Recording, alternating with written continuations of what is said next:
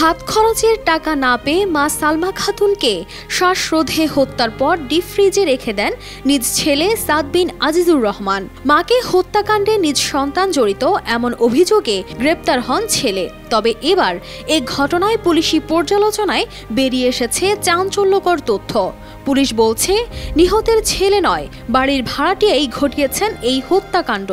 পুরো তার বিবৃতির সাথে তার এই সিসিটিভির ফুটেজ একেবারে হুবহু মিলে যায়। সেই জায়গাতেও সে অনিয়মিতভাবে তার বাসায় ঢোকার কোনো আলামত দেখা যায়নি। Double million offer Walton fridge কিনে পেতে পারেন 20 লক্ষ টাকা, রয়েছে কোটি কোটি টাকার নিশ্চিত উপহার। দুপচাঁচিয়া থানা পুলিশ জানায়, হত্যাকাণ্ডের সময় ওই বাসা থেকে খোয়া যাওয়া মোবাইল ও ওয়াইফাই রাউটারের সূত্র ধরে বাসার ভাড়াটিয়া মাবিয়া আক্তারকে গ্রেফতার করা হয়।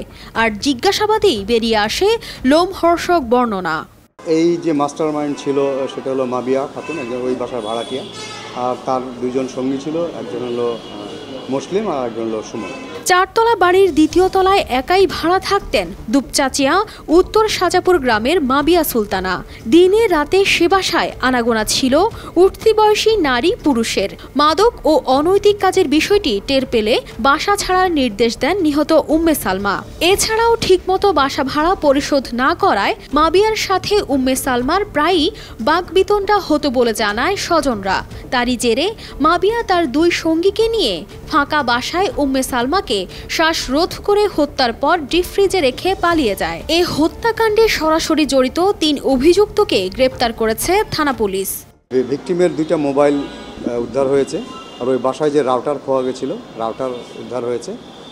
আর ওই বাসায় তারা তালা দিয়ে পালিয়ে গেছিল, চাবিটা নিয়ে গেছে, সেই চাবিটা মাবিয়ার বাসা থেকে উদ্ধার হয়েছে। পাশাপাশি যেই ভ্যানে করে তারা এই ঘটনাটা ঘটিয়ে চলে গেছে, সেই ভ্যানটাও সুমনের বাসা থেকে উদ্ধার হয়েছে। এবার পুলিশি তৎপরতায় প্রকৃত ঘটনা সামনে আসায় অনেকটাই স্বস্তিতে তার পরিবারের সদস্যরা। হঠাৎ করে যখন আমরা এই নিউজটা পাইছি, আমরা অনেকটাই শক ছিলাম এবং আমি পার্সোনালি কখনোই বিশ্বাস করতে চাইছিলাম না, কারণ আমি আমার ছোট ভাইকে চিনি।